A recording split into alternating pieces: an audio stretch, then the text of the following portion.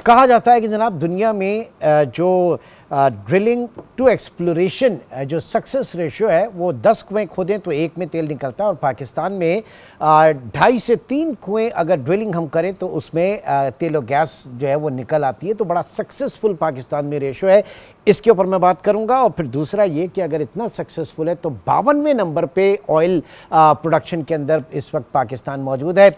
हम 85% अपनी जो ऑयल जो हमारी ज़रूरियात हैं वो हम इंपोर्ट करते हैं, अपने डोमेस्टिक अपने इंडिजिनस रिसोर्सेज से सिर्फ 15% हम ऑयल जो है वो हमारे पास अवेलेबल होता है। ऐसा क्यों?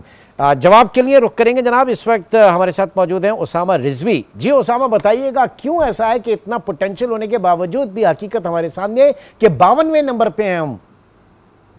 इमरान भाई, बड़ा इंटरेस्टिंग क्वेश्चन है। इससे पहले जो अभी मोइन साहब और आल साहब डिस्कशन कर रहे थे और ये इससे रिलेट करता है, जहाँ तक मेरे अंदाजे के मुताबिक हमारी सक्सेस रेशियो इतनी नहीं है।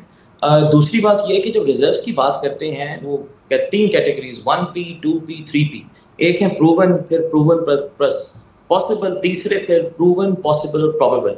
इसको आप समझने के लिए देखेंगे जो हमारा 3P रिजर्व्स हैं, जो आते हैं कि हमारे पास रिजर्व्स हो सकते हैं, वो $9 बिलियन हैं और 9 बिलियन बैरल्स ऑयल के और 105 trillion cubic feet of gas. लेकिन अभी जो प्रूवन रिजर्व्स हैं, इन दोनों के दरमियान फर्क कितना है मैं आपको बताना चाह रहा हूँ। वो 250 से 350 मिलियन बैरल्स और ऑयल के और गैस के कोई 1 बिलियन बैरल। तो आप सोचें कितने 100% का फर्क है इन दोनों अंदाजों में। तो जो आप बात कर रहे थे पहले कि 4th लार्जेस्ट, 5th लार्जेस्ट, वो इनकी डिस्टिंक्शन किए बगैर कही जाती है। Coming to your point, I believe कि पाकिस्तान में जो इसका डिक्लाइन है ऑयल एंड गैस इंडस्ट्री का, और उसके ऊपर मैं बहुत ज़्यादा पहले भी बोलता रहा हूँ कि हमें एक एनर्जी इमरजेंसी चाहिए जिसके अंदर हमें अपनी ऑयल एंड गैस प्रोडक्शन को बढ़ाने के ऊपर काम करना चाहिए। एक अंदाजे के मुताबिक हमें कोई अगले 5 सालों में 40 से 45 new wells, productive wells drill करने पड़ेंगे ताकि हम लोग सक्सेसफुल हो सकें, अपनी एनर्जी के बिल को कम कर सकें। इसकी कॉस्ट एक वेल की कोई 15 से 30 मिलियन डॉलर होती है। खाली ड्रिलिंग की कॉस्ट की आप मिला रहे हैं तो $1.5 अरब बनता है। साथ फिर रिफाइनरी अपग्रेडेशन, उसके साथ बाकायदा बाकी मशीनरी, तो 7 to 8 बिलियन डॉलर ये वो अमाउंट है जो हमने अभी IMF से कितने सालों के बाद वर्किंग करने के बाद ली है।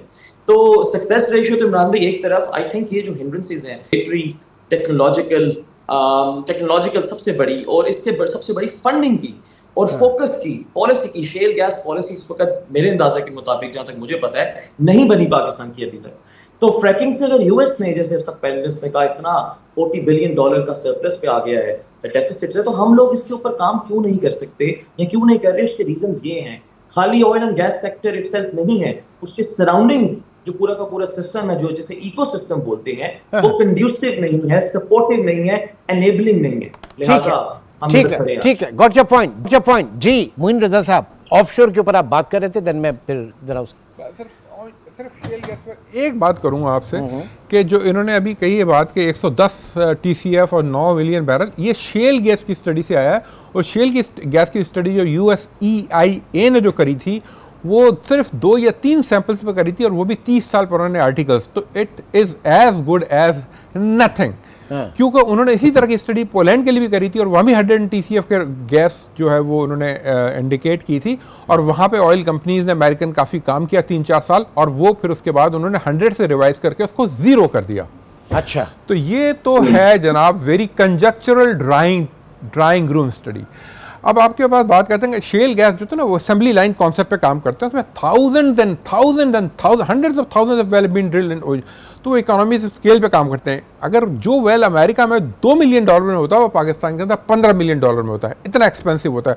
दूसरे वहाँ पे एक के बाद एक वेल ड्रिल होता जाता है और फ्रैक उसके ऊपर करते चले जाते हैं। तो इसी से असेंबली लाइन कॉन्सेप्ट पाकिस्तान में ये अप्लाई नहीं हो सकता। अगर ये होता तो दुनिया भर में, अमेरिका के अलावा सिवाय थोड़ा सा कनाडा में और इन्फेंसी स्टेज में अर्जेंटीना में, वरना दुनिया में चाइना जैसे कंट्री के अंदर ये नहीं है। सऊदीया में कहीं पे भी नहीं है। अच्छा, never except for USA, part of Canada and infancy stage in Argentina. That's it. China जो इतना एडवांस है टेक्नोलॉजिकली, वहां पे भी ऐसा नहीं है। तो इसको तो आप भूल जाएं, इसे फार क्राई हुनूस दिल्ली दूरस्त दूर दूर दूर दूरस्त, कम से कम इसमें 23, 30, 35 से 40 साल लगेंगे जब हम इस स्टेज के ऊपर पहुंचेंगे। हमारे लिए ऑफशोर इज इंपॉर्टेंट। ऑफशोर का एरिया पाकिस्तान का 290,000 स्क्वायर किलोमीटर है, जो कि 1/3 है पाकिस्तान के ऑनशोर एरिया से। पाकिस्तान का ऑनशोर एरिया 890,000 स्क्वायर किलोमीटर है। उसके अंदर तो एक्सप्लोरेशन हुई है, उसमें जो बाकी एक्सप्लोरेशन बाकी है, जहाँ से बड़ी डिस्कवरी हो सकती है, वो बहुत सिक्योरिटी सेंसिटिव एरियाज में, हाई टेरेन ड्रगेड टेरेन एरियाज के अंदर है, जहाँ पे मल्टीनेशनल आके काम नहीं करेंगी। वो हमेशा लो हैंगिंग फ्रूट्स की तरफ आती है, एक्सप्लोरेशन की तरफ आती है। ऑफशोर एक ऐसी जगह है जहाँ पे सिक्योरिटी का कोई रिस्क नहीं है, वो लो हैंगिंग फ्रूट तो नहीं है, उसकी डिस्कवरी के चांस जो है वो 10 to 15% है, लेकिन वहाँ पर कोई दूसरी प्रॉब्लम नहीं है। प्रॉब्लम यह है कि पिछले 70 साल के अंदर हमने सिर्फ 18 वेल ड्रिल किए हैं, 2090,000 स्क्वायर किलोमीटर। अगर हम इसको गल्फ ऑफ मैक्सिको यूएसए में मिसिसिपी डेल्टा से हम कंपेयर करें तो वहाँ पे about 1 million wells have been drilled vis a vis 18 wells drilled in 290,000 kilometre of Pakistan. तो बहुत ही अनसिस्टमेटिक, बहुत ही हैबहैज़र्ड तरीके से पाकिस्तान में ऑफशोर में एक्सप्लोरेशन हुई है। इसको सिस्टमेटिक तरीके से काम करने की ज़रूरत है, साइंटिफिक तरीके से काम करने की ज़रूरत है, और परसिवियरेंस चाहिए। पाकिस्तान का जो ऑफशोर है, दुनिया के बहुत बड़े ऐसे रीजन्स हैं ऑफशोर के जो पाकिस्तान के ऑफशोर का आइडेंटिकल है और वो प्रोड्यूस कर रहे हैं, लेकिन रीजन ये है कि हम अभी तक वो काम नहीं कर पाए। ठीक है जी जी। आदिल खटक साहब, इसमें आपकी मैं एक्सपर्टीज जानना चाहूंगा ऑनशोर और ऑफशोर दोनों के ऊपर। और फिर दूसरा, हमें ये कहा जाता है कि जनाब क्योंकि एक सोच, चाहे वो केपी के वसाइल हो, तो वहां पर ये एक सोच ज्यादा इस वक्त सियासी तौर पर है कि बस लिख के दे दिया है ये अमरीका को देने हैं, ये वसाइल हमने हर हालत में उसको तेल देना है, बस ये सारी चीजें। भाई बात सारी ये कि ये जो प्रोविन, चाहे वो ऑयल के रिजर्व्स हो या आपके कोल के रिजर्व्स हो, 70 अरब के आपके जो प्रोविन थर के रिजर्व्स हैं, हम वो टैप नहीं कर पाए। तो ये जो रिजर्व्स हैं, इनको टैप करने के लिए भी आपको इंफ्रास्ट्रक्चर चाहिए, ह्यूज इन्वेस्टमेंट चाहिए, इसके लिए फॉरेन इन्वेस्टमेंट आपको चाहिए। तो ये थोड़ा सा इसके ऊपर अपनी रोशनी डालिएगा खटक साहब। जी जरूर।